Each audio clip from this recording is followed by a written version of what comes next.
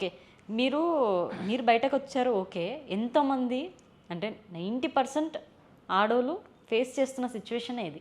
అంటే మ్యారేజ్ అయిన కపుల్ గానీ, లవ్ చేసి మ్యారేజ్ చేసుకున్న కపుల్ గానీ, హస్బెండ్ వేరే రిలేషన్ ఉన్నా కూడా యాక్సెప్ట్ చేస్తూ బతుకుతున్న అమ్మాయిలు చాలామంది ఉన్నారు. ఎందుకంటే పరువు పోద్దేమో, నా హస్బెండే కదా నేను విలువ పోతుందేమో, తర్వాత లైఫ్ ఉండదేమో అని అనుకుంటారు. వాళ్ళందరికి మీరేం మెసేజ్ ఇస్తారు?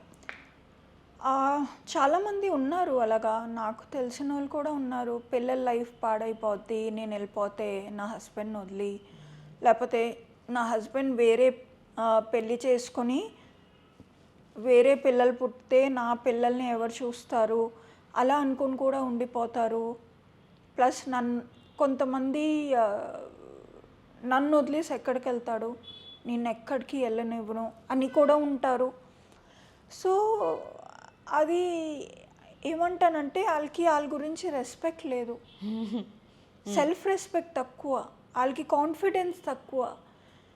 నాకు కాన్ఫిడెన్స్ ఉంది, నాకు తెలుసు నువ్వు రిజెక్ట్ చేసినా నాకు పర్లేదు, నాకు జాబ్ ఉంది, నేను అందంగా ఉంటాను, నేను నన్ను అలా మెయింటైన్ చేసుకున్నాను, నువ్వు లేకపోతే నాకు దొరుకుతారు, నన్ను వాల్యూ చేసేవారు, నన్ను ప్రేమించే వాళ్ళు దొరుకుతారు.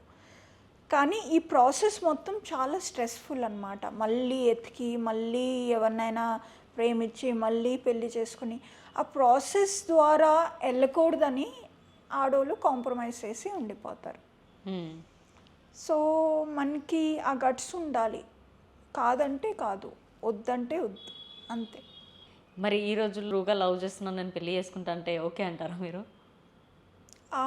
ఇమీడియట్గా ఓకే అన్ను, ఎందుకంటే చాలామంది అలా పడ్డారు కూడా.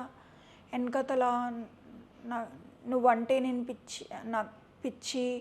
So love at first sight అన్నది అంతా జోల్, అది ట్రూ కాదు.